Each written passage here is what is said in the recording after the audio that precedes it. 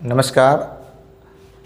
जैव प्रक्रम का हम लोग जो है प्रकाश संश्लेषण के बारे में अध्ययन कर रहे थे, जिसमें से जो है प्रकाश संश्लेषण के लिए आवश्यक सामग्री के बारे में जो है चर्चा हो चुकी थी, जिसको एक बार पुनः हम करेंगे। प्रकाश संश्लेषण के लिए आवश्यक सामग्री।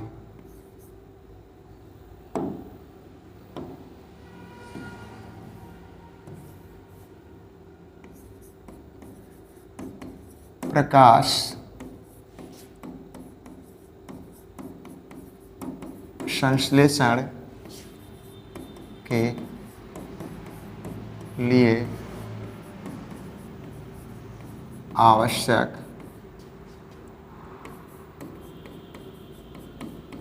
सामग्री।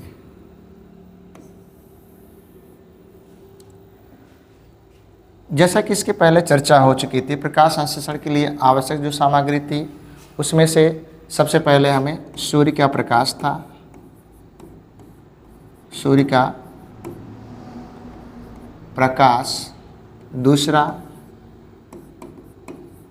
जल, तीसरा कार्बन डाइऑक्साइड और चौथा क्लोरोफिल था।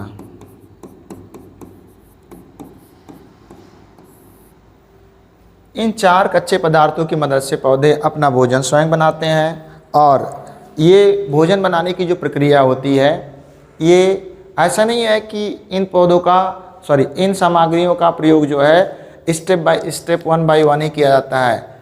ऐसे सामग्रियों का प्रयोग ये अलग अलग भी समयों में अलग अलग में भी हो सकता है।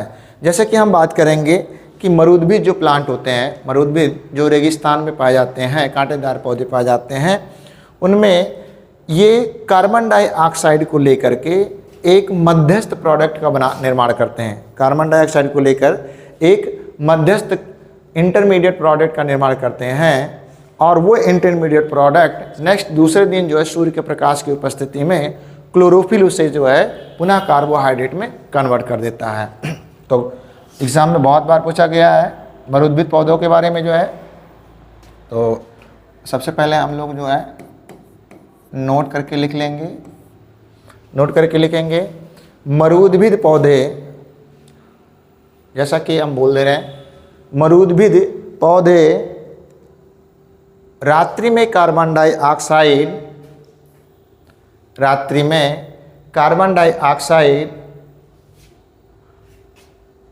को लेकर एक मध्यस्थ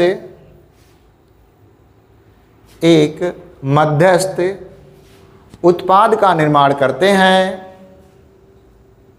एक मध्यस्थ उत्पाद का निर्माण करते हैं,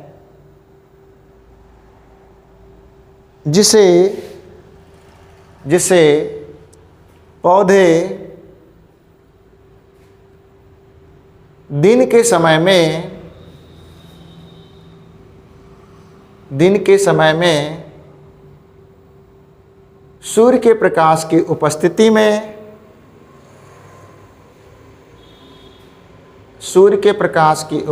में क्लोरोफिल की सहायता से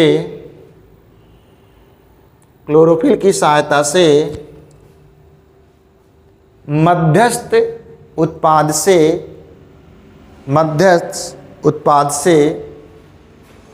अंतिम उत्पाद का निर्माण करते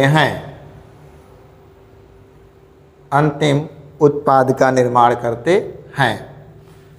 जैसे इसको कह सकते हैं हम लोग, कार्बन डाइऑक्साइड और पानी को लेकर के ये पौधे क्या करते हैं, एक मध्यस्थ उत्पाद का निर्माण करते हैं,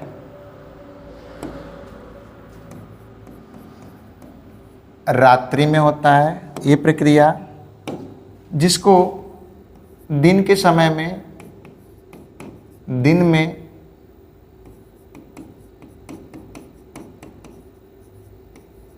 क्लोरोफिल की सहायता से ये अंतिम उत्पाद में बना लिया जाता है। ये क्रिया जो है मरूदभिद पौधों में होता है। ये क्रिया मरुद्भिद पौधों में होता है।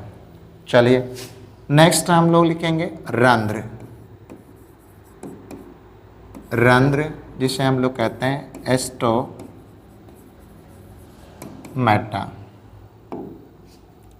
जिसे कहते हैं हम लोग एस्टोमेटा। देखिए पत्ती की सतह पर सूक्ष्म छिद्र पाए जाते हैं और इन्हीं छिद्रों को जो है रंध्र कहते हैं। प्रकाश संश्लेषण के लिए गैसों का आदान प्रदान इन्हीं छिद्रों के द्वारा होता है। गैसों का आदान प्रदान इन्हीं छिद्रों के द्वारा होता है। गैसों जिसमें से कुछ गैसों का आदान प्रदान पौधे के तने, जड़ों आदि के द्वारा भी होता है। तो हम लिखेंगे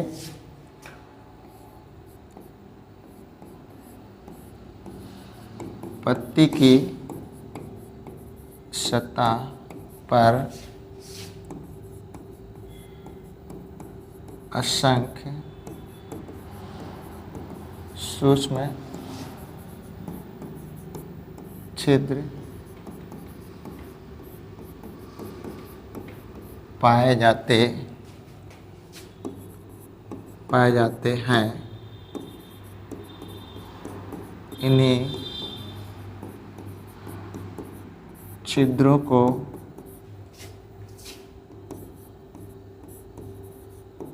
रंध्र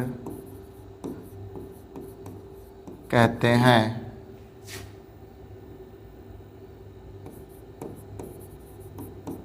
रंध्रों के द्वारा गैसों का आदान प्रदान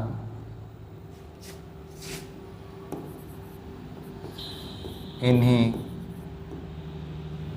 रंध्रों के द्वारा गैसों का आदान प्रदान होता है। गैसों का आदान प्रदान तनों एवं जड़ों के द्वारा सूक्ष्म मात्रा में होता है। देखिए पत्ती की सतह पर सूक्ष्म छिद्र पाए जाते हैं। इन्हीं छिद्रों को रंध्र कहते हैं। रंध्रों के द्वारा गैसों का आदान प्रदान होता है। गैसों का आदान प्रदान जड़ों और तनों के द्वारा होता है, परंतु इनकी मात्रा जो है सूक्ष्म होता है, बहुत सूक्ष्म होता है। अगर जिस तरीके से ये निकलते हैं उसी तरीके से जो है उस क्रिया को जो है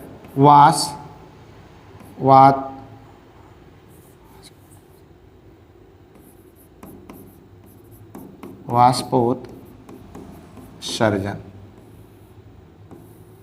अगली है ट्रांसपायरेशन।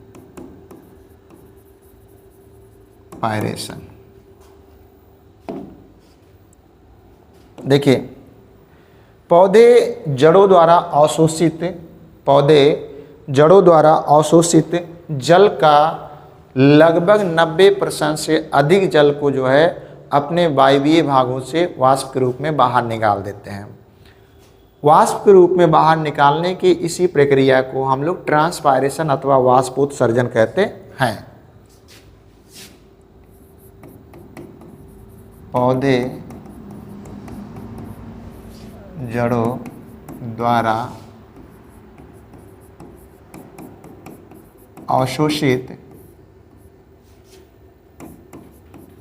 जल का लगभग 90% से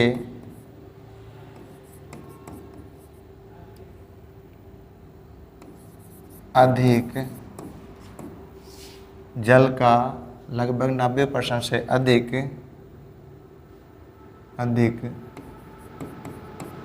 भाग को अपने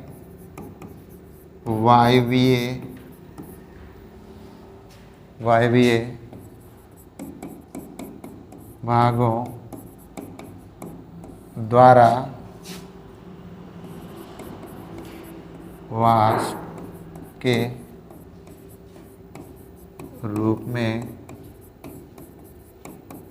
निकाल देते हैं।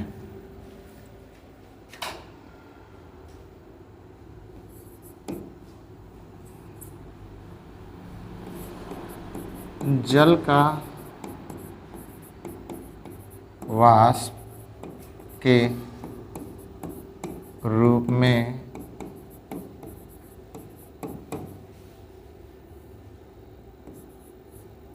निकलने की इस क्रिया को वाष्पोत्सर्जन कहते हैं। पौधे, जैसा कि पहले चर्चा हो चुकी है, पौधे जड़ों द्वारा अवशोषित जल का लगभग 90% से अधिक भाग को अपने वायवीय भागों द्वारा वाष्प के रूप में बाहर निकाल देते हैं। जल का वाष्प के रूप में बाहर निकलने की इस क्रिया को वाष्पोत्सर्जन कहते हैं। चलिए आगे, रंध्रों का खुलना और बंद होना। देखिए, पत्ती की सतह पे जो रंध्र होते हैं वो दिन के समय अक्सर खुले रहते हैं और रात्रि के समय में बंद रहते हैं। रंध्रों के अंदर जब जल भर जाता है तो उनकी जो है द्वार कोशिकाओं में फूल जाती हैं, भरने से फूल जाती हैं, जिससे जो है रंध्र खुल जाते हैं और पानी वाष्प के रूप में बाहर निकलने लगता है।